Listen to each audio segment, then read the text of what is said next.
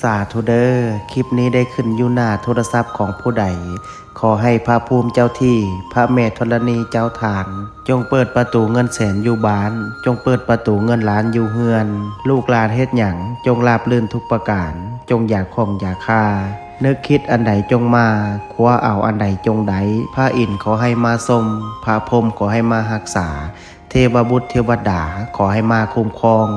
ขอให้สุขกับมั่งขอให้หั่งกับมีขอให้เป็นเศรษฐีหน้าใหม่ขอให้รวยทันใจทุกประการดวงเปิดชีวิตเปิดงานเปิดค้าขายเปิดเงินแสนเงินล้านจงไหลเข้ามามือซ้ายจับเงินตื้อมือขวาจับเงินแสนว่าไปจงมีคนสวยสู้กูเข้ามาบ่มีวันร่มจมขอให้ฟูขึ้นน้ำเต็มพังมั่งมีคือเศรษฐีทั้งหลายนอนไซนอนใจ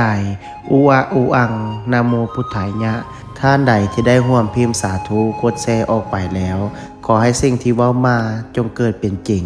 สาธุ